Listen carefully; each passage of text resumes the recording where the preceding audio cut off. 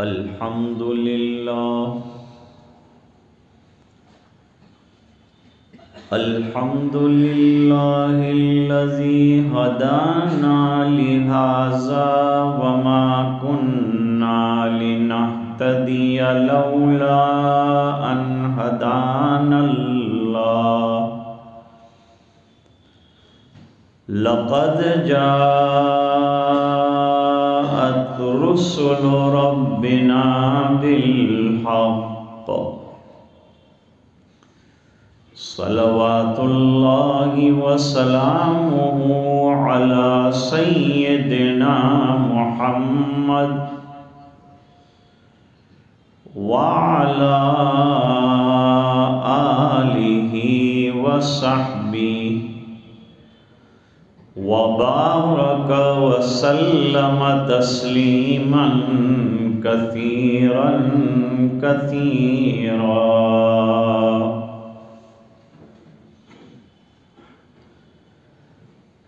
أما بعد فأعوذ بالله من الشيطان الرجيم. بسم الله الرحمن الرحيم.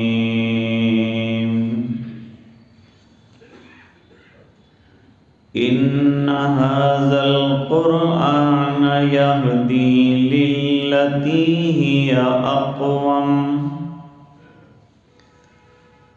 ويبشر المؤمنين الذين يعملون الصالحات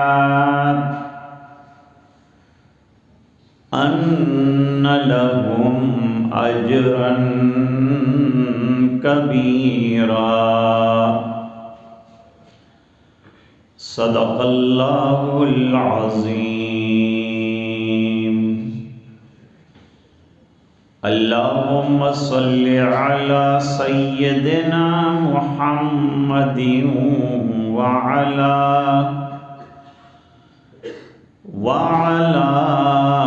آل سيدنا محمد وبارك وسلم. بزرگان محترم، پردہ نشین دینی مائیں اور بہنیں،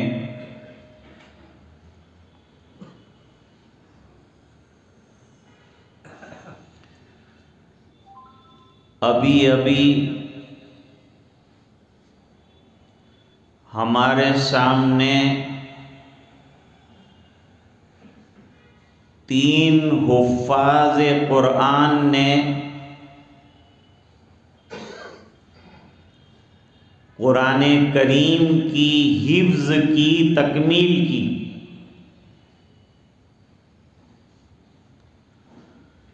اور یہ بڑی خوشی کا موقع ہے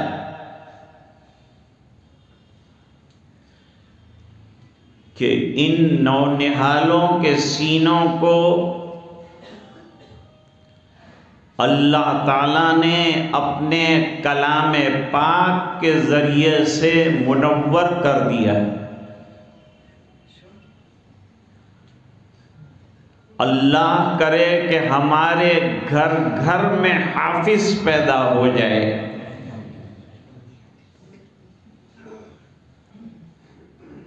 دنیا کی ڈگریاں ملتی ہیں تو لوگ خوشی کا اظہار کرتے ہیں،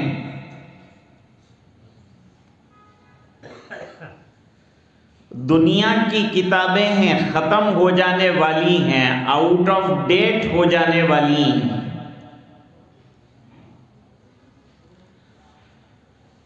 اور قرآن کریم اللہ کا کلام ہے، یہ سینے میں رہے گا اور قبر تک جائے گا اور قبر میں بھی حفاظت کرے گا.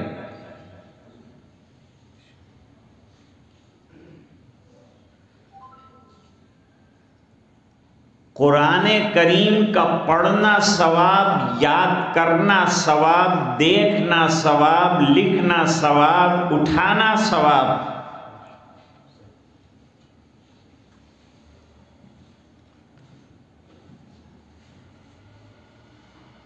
عبداللہ ابن مسعود رضی اللہ تعالی عنہ کی روایت ہے،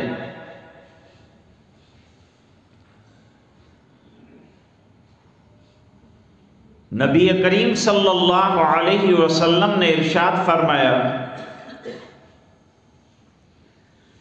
من قرأ حرفا من کتاب اللہ فلہ بہ حسنہ، جس نے قرآن کریم کا ایک حرف پڑھا تو اللہ تعالیٰ اس کے لیے ایک حسنہ لکھتے ہیں، والحسنۃ بعشر امثالها، اور ایک نیکی 10 نیکیوں کے برابر لکھی جاتی ہے۔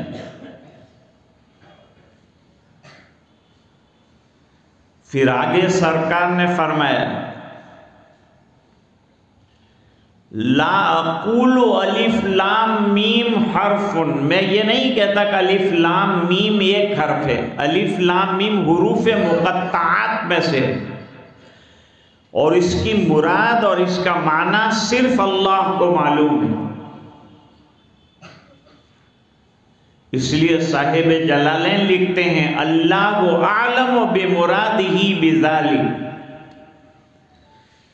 اس کی مراد کیا ہے الف لام میم کی، یہ اللہ کو زیادہ معلوم ہے، ہم کو غور و خوض میں نہیں پڑھنا، منع فرمایا۔ تو سرکار نے فرمایا، لا اقول الف لام میم حرف، الف لام میم ایک حرف نہیں، ولیکن الف حرف ولام حرف ومیم حرف، الف ایک حرف ہے، لام ایک حرف ہے، میم ایک حرف ہے، اور یہ 3 حرف پڑھنے پر 30 نیکیوں کا ثواب ہے۔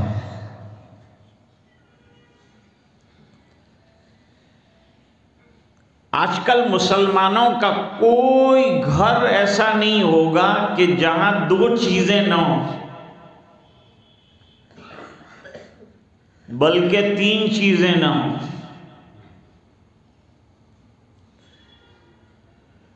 مصلی، سموسہ اور قرآن۔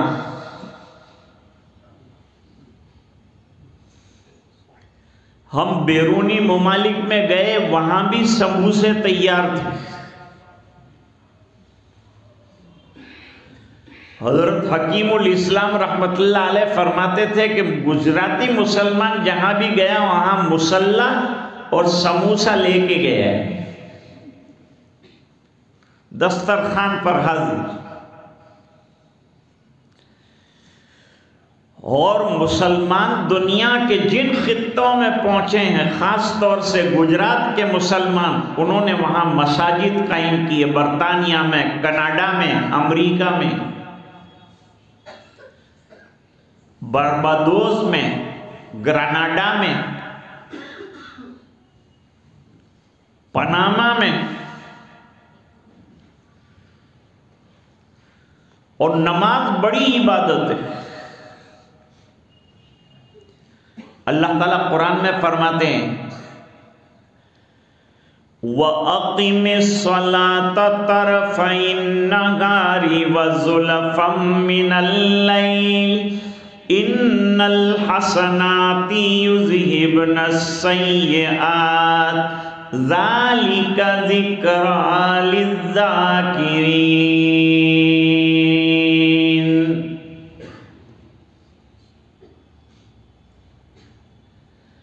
نمازیں قائم کرو، نماز قائم تو گھر قائم، نماز آباد، مسجدیں آباد تو ہمارے گھر آباد، ہمارے محلے آباد، ہماری اولاد آباد، ہمارا کاروبار آباد۔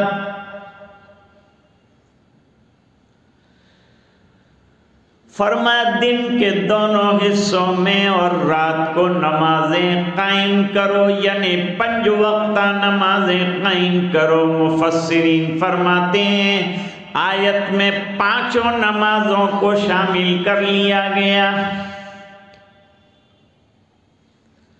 کیوں پڑھے نماز؟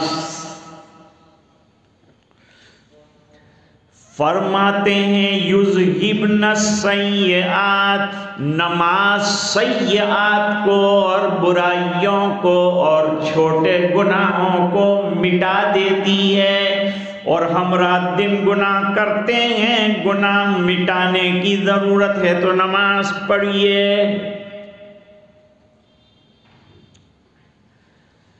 حضور پاک صلی اللہ علیہ وسلم نے کتنی بہترین مثال دی۔ قرآن کی مثال بہترین ہوتی ہے اور اس کے بعد سرکار کی مثال بہترین ہوتی ہے۔ اللہ تعالیٰ مثالوں کے ذریعے سے بندوں کو سمجھاتے ہیں۔ اللہ تعالیٰ بغیر مثالوں کے سمجھانے پر قادر ہے، لیکن اس لیے سمجھاتے ہیں تاکہ اللہ کے بندوں کے بات سمجھ میں آئے۔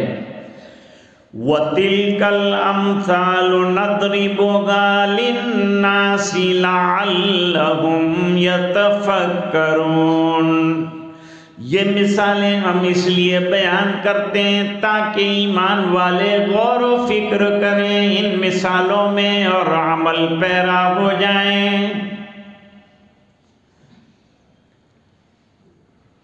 سادہ مثالیں سرکار کی، لیکن دل کو لگ جانے والی بات۔ آپ صلی اللہ علیہ وسلم نے فرمایا کسی کے دروازے پر اگر نہر ہو، پانی کی صاف ستھری نہر، ہمارے یہاں کی طرح بحر اسود نہیں، سفید اور صاف شفاف پانی ہو، اور وہ مکان کا مالک دن میں 5 مرتبہ اس کے اندر غسل کرتا ہو تو اس کے جسم پر کوئی غبار اور کچرا رہے گا؟ جواب ہے کہ نہیں رہے گا۔ فرمایا اسی طرح جو 5 وقت نماز پڑھے گا اللہ اس کے گناہوں کو مٹا دے گا، چھوٹی اور سیئات کو اللہ تعالیٰ ختم کرے گا۔ اور نماز بہترین ذکر ہے، ذالک ذکریٰ للذاکرین، اور ذکر کرنے والوں کے لیے نماز بہترین ذکر ہے، کیونکہ اللہ اکبر شروع ہوتا ہے وہاں سے لے کر السلام علیکم ورحمت اللہ تک ذکر ہی ذکر ہے، اور ذکر کی بڑی فضیلت ہے۔ اب بھی قاری صاحب نے ایک آیت پڑھی تھی، ذکر کے اندر کوئی قید نہیں، کوئی لمٹ نہیں، کوئی ٹائم نہیں، کوئی شرط اور کنڈیشن نہیں۔ کیا اعلان ہے اللہ کا؟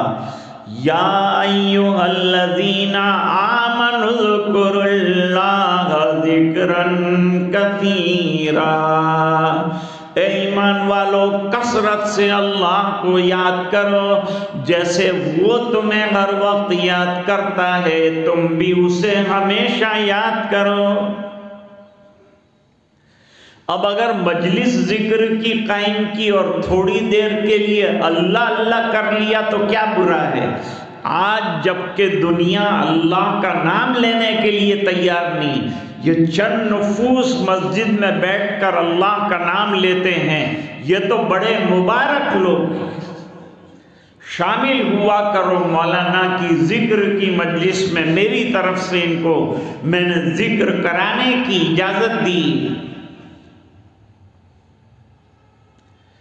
ذکر میں نوجوان بھی شامل ہوں، بوڑھے بھی شامل ہوں، اور خوب اللہ کو یاد کریں۔ بہت چلانے کی ضرورت نہیں، درمیانی آواز کے ساتھ ایک مرتبہ ذکر میں لا الہ الا اللہ مولانا کہہ دیں، پھر سب اپنے اپنے ذکر کے اندر لگ جائیں، مصروف ہو جائیں، مشغول ہو جائیں۔ اور جب محمد الرسول اللہ کہا جائے تو یہ ذکر وقتی طور پر پورا ہو جائے گا، ذکر کبھی بھی پورا نہیں ہوتا۔ موت تک ذکر کرنا ہے اور اللہ کا نام لینا ہے، یہاں تک کہ ہماری جان نکلے تو ہماری زبان پر کلمہ ہونا چاہیے۔ یہ کب ہوگا؟ جب ہم کثرت سے اللہ کا نام لیتے رہیں گے تو مرنے کے وقت بھی اللہ ہماری زبان پر کلمے کو جاری فرمائے۔ ایک اور مثال دی حضور نے نماز کی۔ جنگل کی طرف نکلے، سردیوں کا اور پتجھڑ کا موسم تھا۔ حضور پاک صلی اللہ علیہ وسلم نے 2 ٹہنیاں پکڑ لی جس کے اوپر پتے تھے، اور آپ نے وہ ٹہنیوں کو ہلانا شروع کیا، پتے جھڑنے لگے۔ فرمایا جیسے ٹہنی ہلائی اور پتے جھڑ گئے، جب بندہ نماز میں نقل و حرکت کرتا ہے اللہ اس کے گناہ والے پتے بھی جھاڑ دیتا ہے۔ نماز بہت بڑی نعمت ہے، اعظم عبادت ہے، اس لیے مسلمان جہاں بھی جائے نماز کا اہتمام کرے، چاہے سفر ہو چاہے حضر ہو۔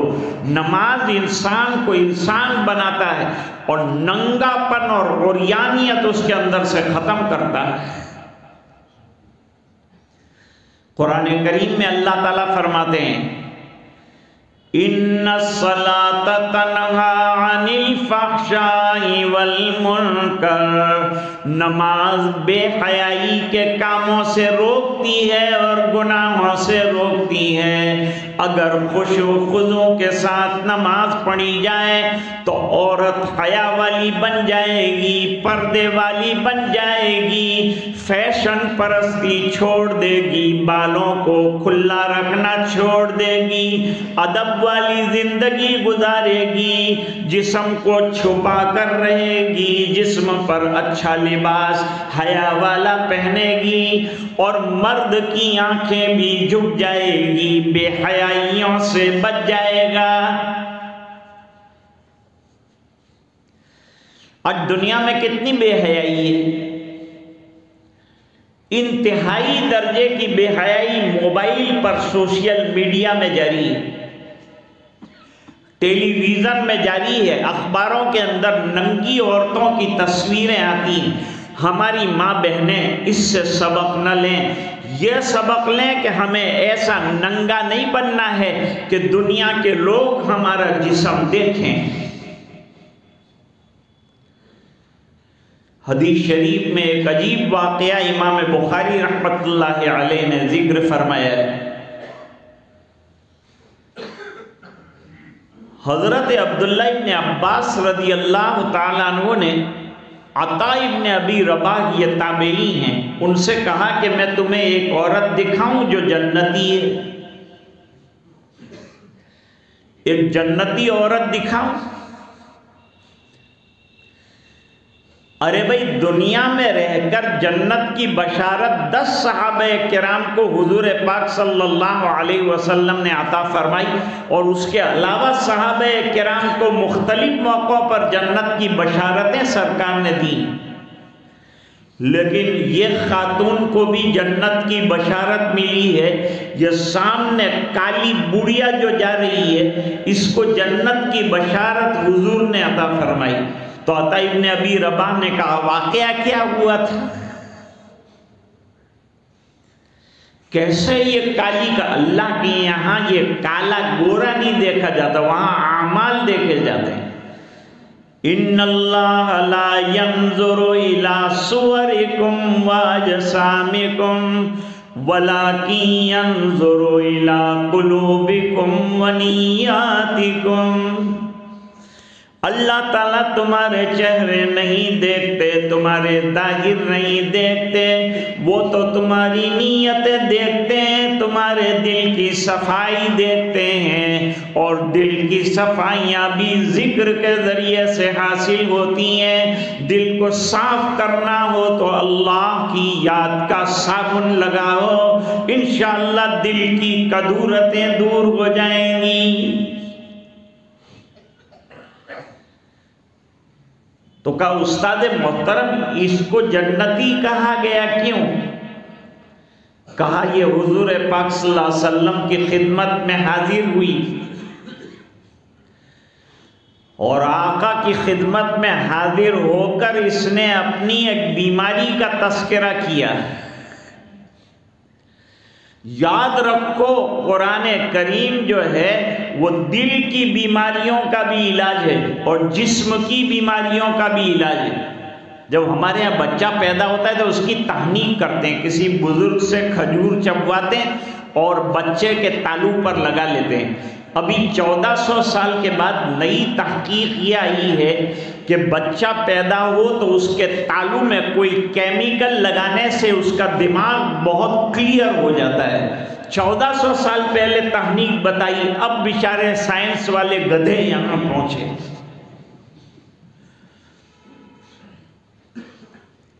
جس قدر تسخیر خورشید و قمر ہوتی گئی، زندگی تاریک سے تاریک تر ہوتی گئی، اور کائنات ماہ و انجم ڈھونڈنے کے شوق میں اپنی دنیا سے یہ دنیا بے خبر ہوتی گئی۔ ہم لوگ آج جو ہیں اللہ کے دین سے کورے ہوتے جا رہے ہیں۔ اس عورت نے آ کے شکایت کی، اللہ تعالیٰ قرآن میں فرماتے ہیں وَنُنَزِّلُ مِنَ الْقُرْآنِ مَا هُوَ شِفَاءٌ وَرَحْمَةٌ لِّلْمُؤْمِنِينَ۔ ہم نے قرآن کریم ایسا اتارا ہے جو ایمان والوں کے دل کے روگوں کا علاج ہے اور جسم کے روگوں کا علاج بھی بتایا۔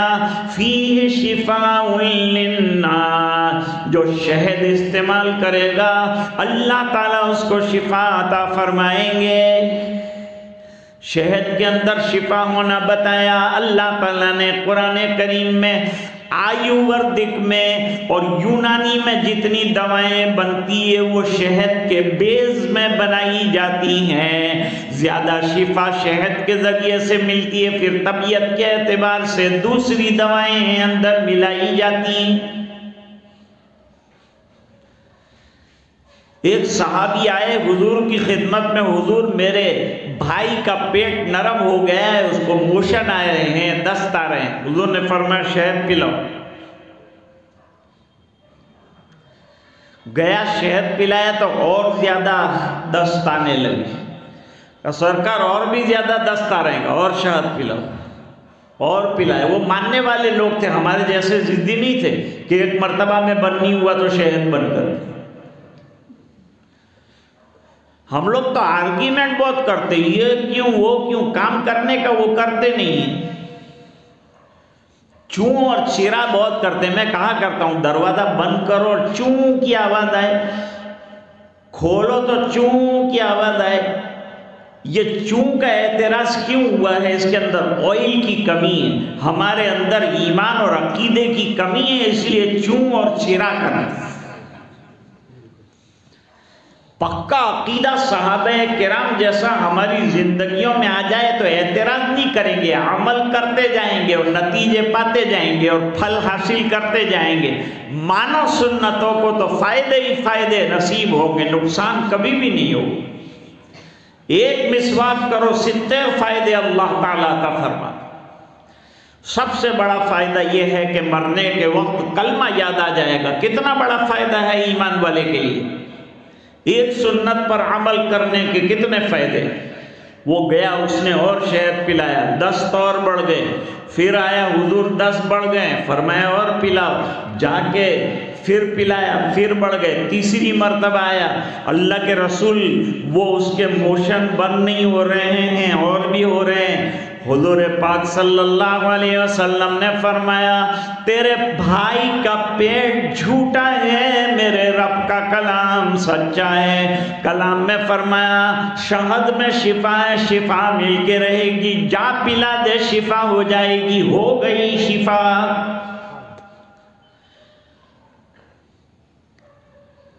تو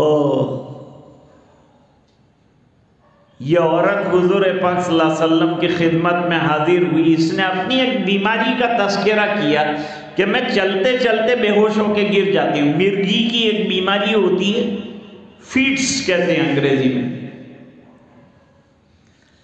وہ بیماری سے یہ دو چار تھی، چلتے چلتے ایک دم مدہوش ہو کے گر جاتی تھی، تو کہیں لگ جاتا ہے، کہیں مار لگ جاتی ہے جسم میں، کہیں ہڈی ٹوٹ جاتی ہے، تو سرکار دعا فرما دیجئے کہ اللہ تعالیٰ مجھے شفا کاملہ عطا فرما دے۔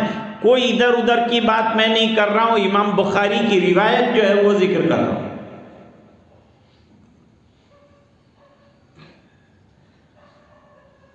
حضور پاک صلی اللہ علیہ وسلم نے فرمایا دو آپشن ہے تیرے پاس، ایک آپشن تو یہ ہے کہ میں دعا کروں اور اللہ تعالیٰ تجھے شفا عطا فرما دے، تیری بیماری دور ہو جائے، اور دوسرا ایک آپشن یہ ہے کہ بیماری اپنی جگہ رہے اور تو صبر کرتی رہے تو میں تجھے جنت کی بشارت دے دوں۔ اس نے تھوڑی دیر غور کیا اور یوں کہا بیماری برداشت کر لوں گی لیکن جنت مل رہی ہے وہ نہیں چھوڑوں۔ سودا کر لیا جنت کا، بیماری زندگی بھر رہے گی، بے ہوش ہو جاؤں گی، گروں گی، کوئی بات نہیں، لیکن میں جنت میں جاؤں گی، اور آپ کی زبان سے آئی ہے بات جنت کی تو جنت کا ملنا بھی یقینی ہے، کیونکہ صادق مصدوق صلی اللہ علیہ وسلم فرما رہے ہیں کہ میں تجھے جنت کی خوشخبری دیتا ہوں۔ اس نے کہا اب ایک اور پرابلم ہے۔ وہ پرابلم کیا ہے سرکار؟ کہ جب میں گرتی ہوں تو اس زمانے میں تو کیا ہوتا تھا، اس زمانے میں ایک چادر عورت پورے جسم کے اوپر لپیٹ لیا کرتی تھی، یہ اس کا لباس ہوتا تھا۔ آج کل کی طرح اوپر ٹکڑے الگ، نیچے ٹکڑے الگ، ادھر رنگ لال رنگ، ادھر بلو رنگ، پیچھے پیلا رنگ، آگے نیلا رنگ، ایسے سب کپڑے جو ہے یہ حضور کے زمانے میں نہیں تھے، یہ ابھی بھیک مانگے کے ٹکڑے جمع کیے۔ اتنے ٹکڑے ایک لباس کے اندر جمع کرتی ہے کہ یوں لگتا ہے کہ اس کے گھر میں کپڑے کے بڑے لالے پڑ گئے، تب ٹکڑے ادھر ادھر کے جمع کیے۔ عورت کا لباس کیسا ہونا چاہیے؟ گربا کھیلنا شادی کے موقع پر مسلمان کا کام نہیں ہے، نہ مسلمان لڑکے کا کام ہے نہ مسلمان لڑکی کا کام ہے۔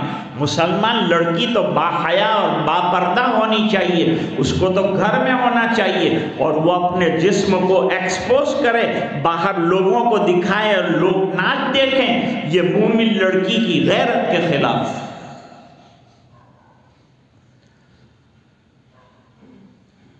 کہا حضور دوسرا ایک اور پرابلم بھی حل کر دیجیے، ایک تو آپ نے جنت کی بشارت دے دی، یہ کافی ہے میرے لیے، میں بیماری برداشت کر جاؤں گی، تکلیف اٹھا جاؤں گی، لیکن ایک کام اور کرنا ہے، جب میں بے ہوش ہو کر گرتی ہوں تو میری چادر سلی ہوئی تو ہے نہیں، اس بنا پر وہ چادر جو ہے جسم سے گرنے کے وقت ہٹ جاتی ہے، تو سرکار ایسی دعا کیجئے کہ میں بے ہوش ہو کے گر جاؤں تو پرواہ نہیں، لیکن میرا جسم کسی غیر محرم کو نظر نہ آئے، کوئی غیر محرم میرا جسم دیکھے مجھے پسند نہیں۔ اس لیے فاطمہ الزہرا رضی اللہ تعالیٰ عنہا نے فرمایا علی مجھے رات کو دفن کرنا، کم لوگوں کو اطلاع کرنا، امیر المومنین کو بھی نہ بتانا، اندھیرے میں دفنانا، میری چادر جو ہے اوپر رکھنا اور نیچے سے میری لاٹ دینا، تاکہ غیر محرم نے زندگی میں میرا جسم نہیں دیکھا، میری نعش پر بھی اس کی نظر نہ پڑے۔ یہ ایمان والوں کی شان ہے۔ نماز یہ سب نعمتیں عطا کرتی۔ تو میں بات عرض کر رہا تھا کہ صحابہ کرام میں ماننے کا جذبہ بہت اللہ تعالیٰ نے عطا فرمایا ہے، ادھر فرمایا سرکار نے، ادھر زندگیوں کے اندر اتار لیتے ہیں۔ ایک حدیث شریف میں بڑی عجیب بات بیان فرمائی، قرآن کو بہترین ذکر قرار دیا ہے۔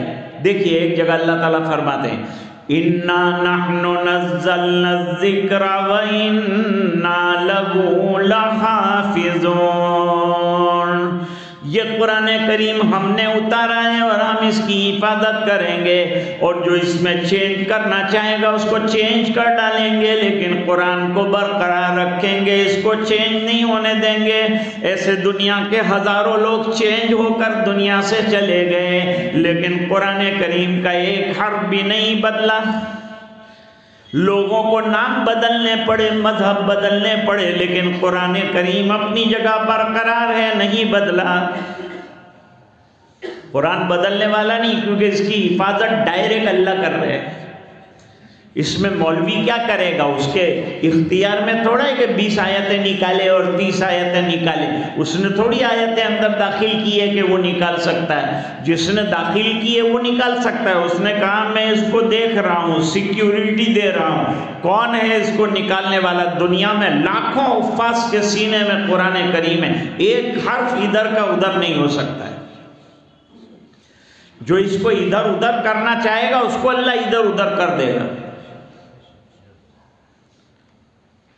مہاراشٹر کے اندر ایک مسلمان لیڈر تھا، چھاگلا۔ وہ ذرا پولیٹیکل آدمی تھا، اور پولیٹیکل جو لوگ ہوتے ہیں ان کا کوئی مذہب نہیں ہوتا،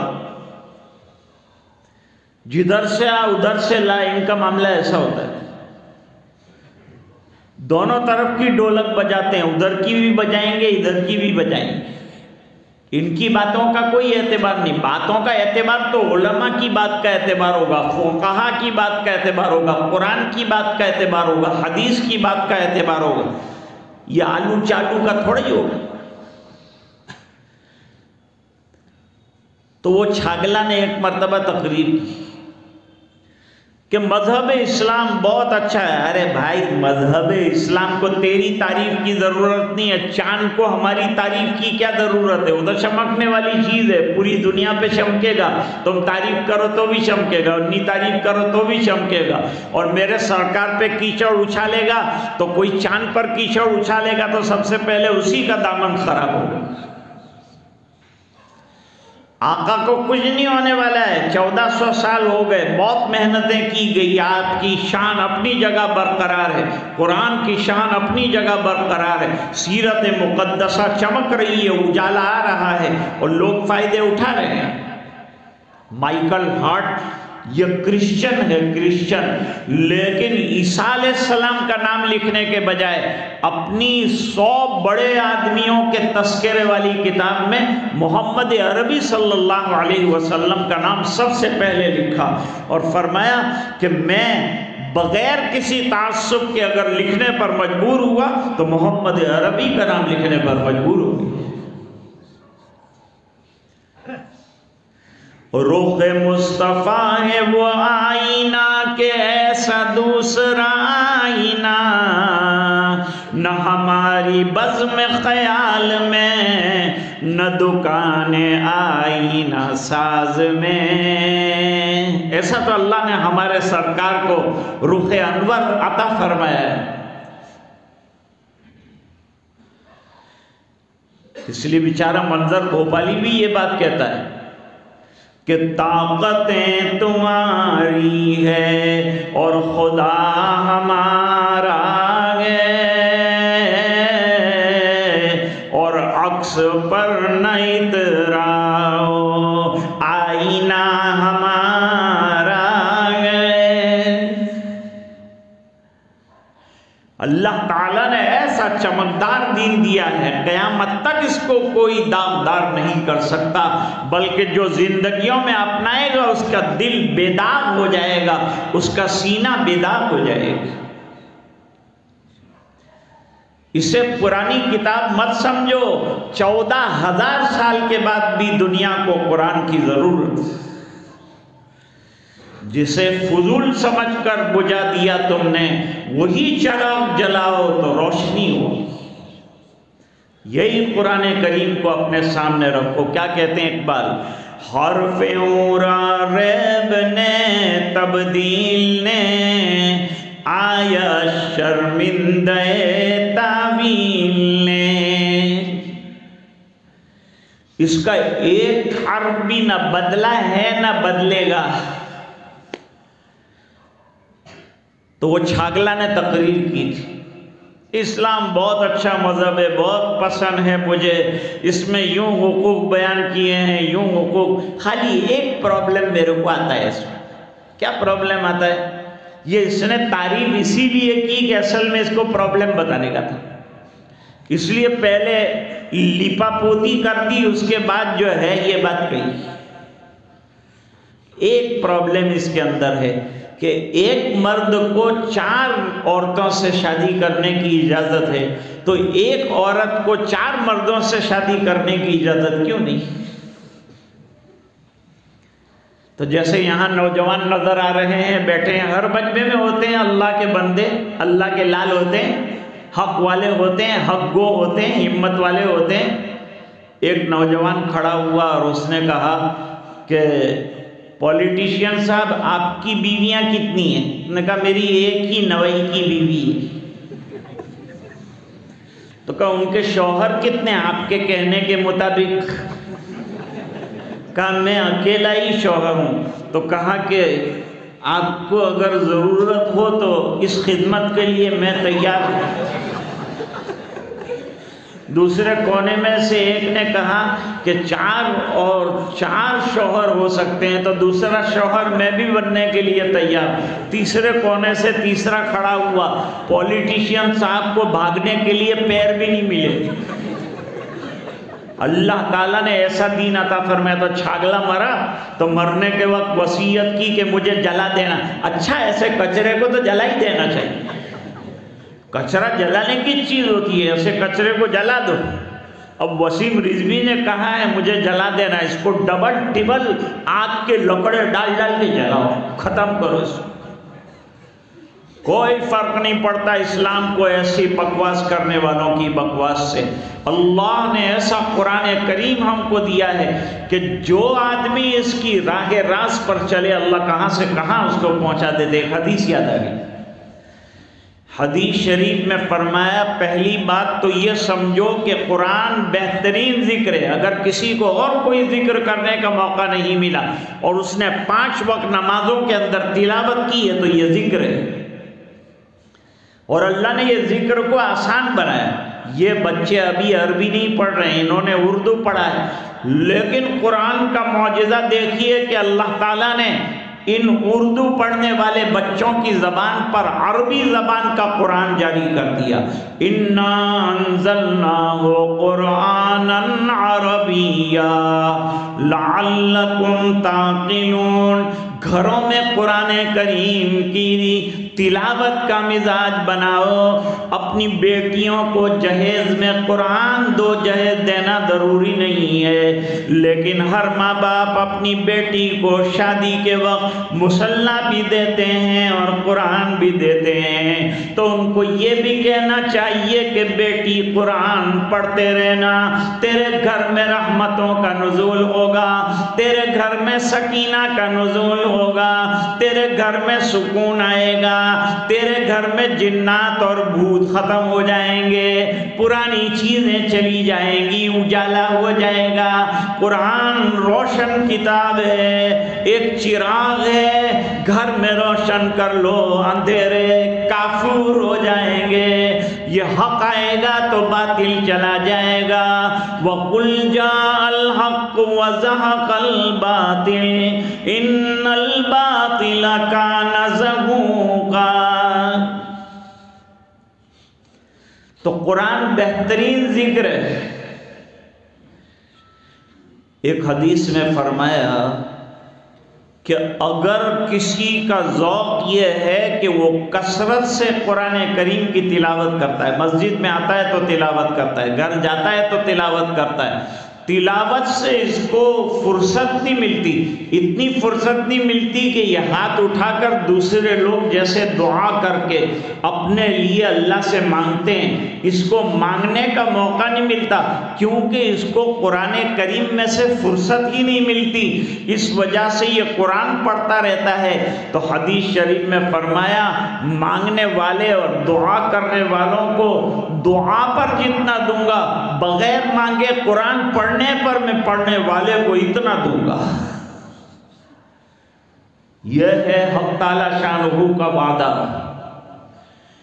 اس لیے حدیث شریف میں فرمایا لا حسد الا فی اثنین، دو قسم کے لوگوں کے ساتھ غبطہ کرنا جائز ہے۔ وہ جس کو اللہ نے قرآن کریم عطا فرمایا اور وہ رات اور دن قرآن کریم کی تلاوت کرتا ہے، اس کے دل میں قرآن کریم کی عظمت ہے اور اس کی زندگیوں کے اندر قرآن کریم اترا ہوا ہے۔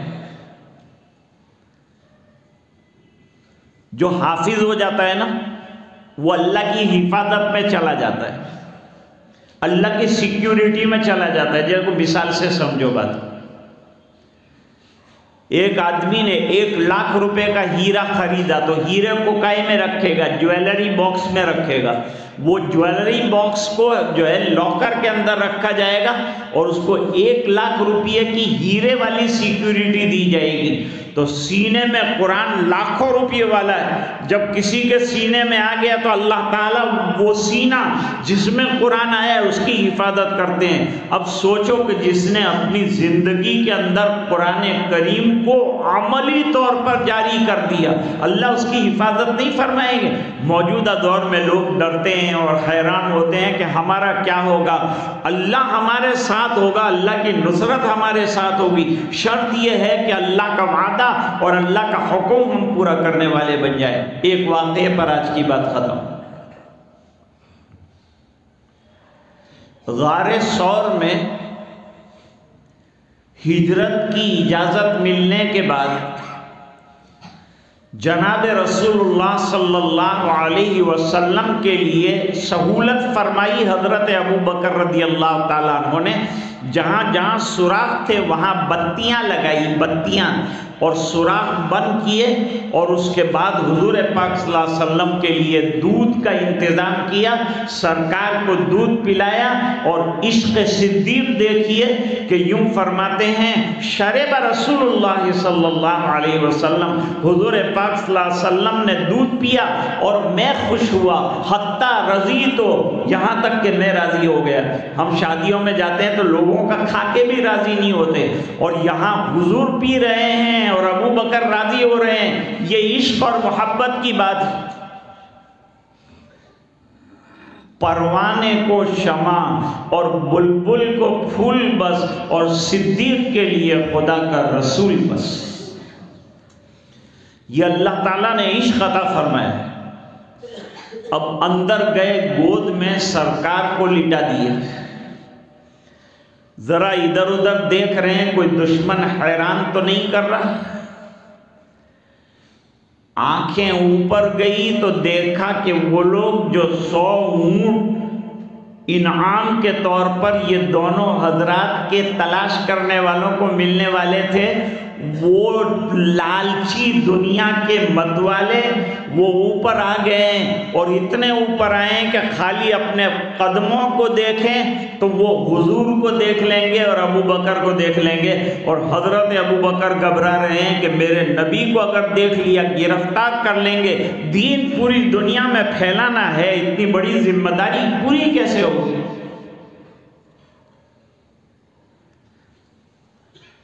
اب ذرا قرآن کیا کہتا ہے؟ ہمارے سامنے ہمیشہ قرآن کریم رہنا چاہیے، احادیث رہنی چاہیے، بزرگوں کے اقوال رہنے چاہیے، علماء کی باتیں رہنی چاہیے۔ انہوں نے سمجھا ہے دین کو، ان کی باتیں ہمارے سامنے ہونی چاہیے، ان کی صحبت ہمارے پاس ہونی چاہیے۔ قرآن کریم نے کہا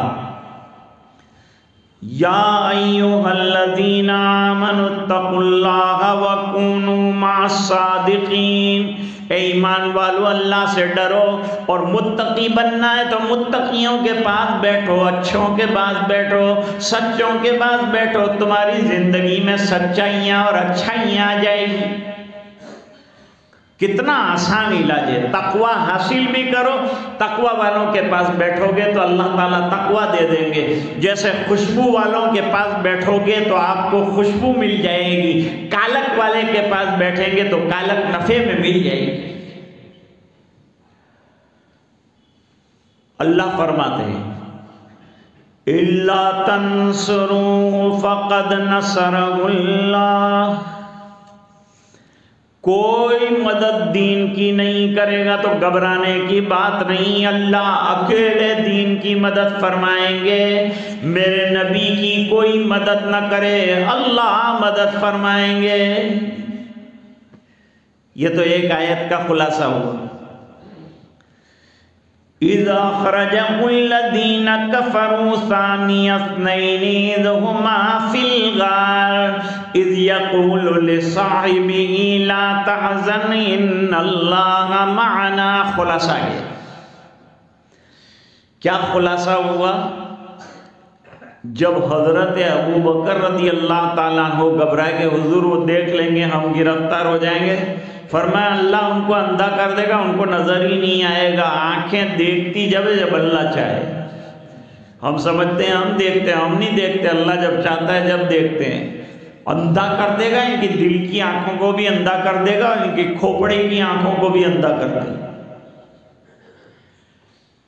اس بنا پر کہ ابو بکر ایک بات بتاؤ، میں آپ سے بھی پوچھتا ہوں، ایک بات بتاؤ، ہم جب مکے سے ہجرت کرنے کے لیے نکلے تو اپنی مرضی سے نکلے یا اللہ کے حکم سے نکلے؟ جواب دیا کہ اللہ کے حکم سے نکلے۔ فرمایا اللہ کا حکم جو پورا کرتا ہے اللہ کی مدد اس کے ساتھ ہمیشہ شامل حال ہوتی ہے۔ آج مسلمان گھبرا رہا ہے ہمارے ساتھ کیا ہوگا، جو حالات ہو رہے ہیں اس میں ہمارے ساتھ کیا ہوگا، کچھ نہیں ہوگا۔ اگر ہماری زندگیوں میں اللہ کے احکام پورے ہو رہے ہوں گے تو ہر قدم پر اللہ کی نصرت شامل حال ہوگی۔ اللہ تعالیٰ ان تینوں بچوں کے حفظ کو قبول فرمائے، ان کے والدین کے لیے مبارک فرمائے، مدرسے کے لیے مبارک فرمائے، ان کے استاد محترم کی محنت کو اللہ تعالیٰ قبول فرمائے۔ یہ مدرسہ بہت پرانا بزرگوں کا مدرسہ ہے، اپنی اولاد کو داخل کرائیے، پڑھائیے، بہترین تعلیم سے نوازیے، دنیا کی تعلیم بھی دیجیے اور دین کی تعلیم سے بھی ان کو مالا مال کیجیے۔ اللہ تعالیٰ ہم تمام کو عمل کرنے کی توفیق عطا فرمائے اور قرآن کریم کی عظمت اور اس کی تلاوت اور اس کے احکام پر عمل درآمد ہماری زندگی کا نصب العین بنا دے۔ وآخر دعوانا ان الحمد للہ رب العالمین۔ اب مولانا کا حکم ہے کہ تھوڑی دیر کے لیے ذکر کر لیا جائے، لا الہ الا اللہ کا ذکر کریں گے، تھوڑی آواز کے ساتھ آپ میرے ساتھ ذکر کریں، اس کے بعد دعا کریں۔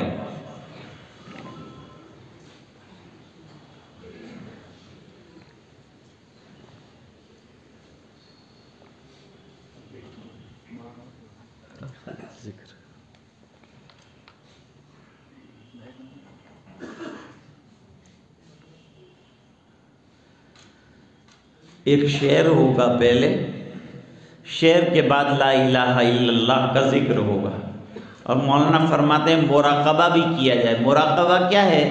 اللہ کی رحمت کے انتظار میں بیٹھنے کا نام ہے، اللہ کے دھیان میں بیٹھنے کا نام ہے۔ کبھی ہم بیٹھتے ہیں تو گناہوں کا دھیان آتا ہے، کبھی ہم بیٹھتے ہیں تو دکان کا خیال آتا ہے، تو مسجد میں اللہ کے گھر میں بیٹھ کر اللہ کا دھیان ہمیں آ جائے، وہ محنت کرنے کا نام مراقبہ ہے۔ اس میں صرف تصور کرنا ہے کہ اللہ تعالیٰ کی رحمت اتر رہی ہمارے دل میں آ رہی ہے اور دل اللہ اللہ اللہ کر رہا ہے۔ یہ بزرگوں سے چلا آ رہا ہے اور ثابت ہے، اور قرآن کی آیتوں سے بھی ثابت ہے۔ تو مراقبہ بھی بعد میں کریں گے، پہلے ذکر اللہ کریں۔ تیرے سوا معبود حقیقی کوئی نہیں ہے، کوئی نہیں، تیرے سوا مسجود حقیقی کوئی نہیں ہے، کوئی نہیں، تیرے سوا مشہود حقیقی کوئی نہیں ہے، کوئی نہیں۔ اب تو رہے بس تادم آخر ورد زباں اے میرے الہ، لا الہ الا اللہ، لا الہ الا اللہ، لا الہ الا اللہ، لا الہ الا اللہ، لا الہ الا اللہ، لا الہ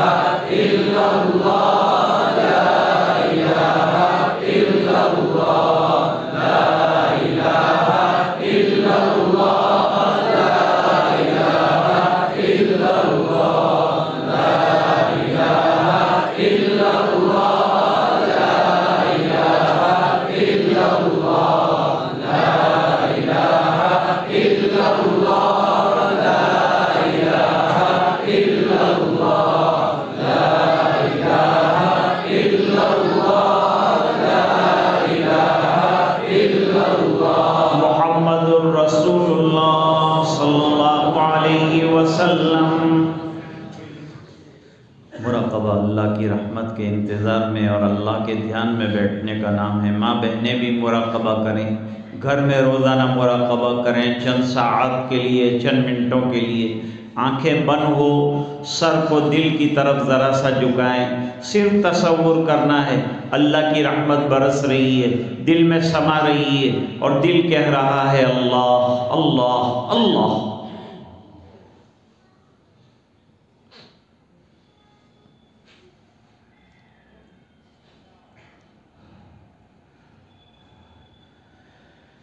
عزیزو دوستو یارو، یہ دنیا دار فانی ہے،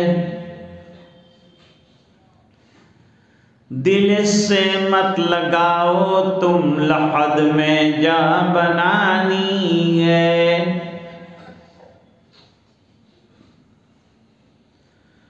تو آیا بغیر طاعت پھنسا لذات دنیا میں، عقل کھوئی گئی تیری یہ کیسی نادانی ہے۔ تو روزے رکھ، نمازیں پڑھ، خدا کو یاد کر ہر دم، کہ یہ نیکی تجھے ایک دن کام آنی ہے۔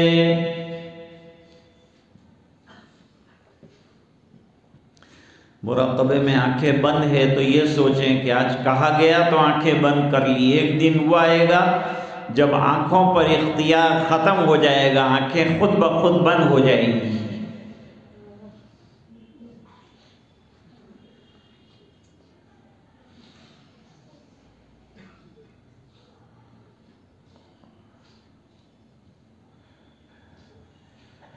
لا الہ الا اللہ محمد رسول اللہ۔ اب دعا بسم اللہ الرحمن الرحیم۔ اللہم لک الحمد کلہ ولک الملک کلہ ولک الشکر کلہ والیک یرجع الامر کلہ علانیتہ وسرہ۔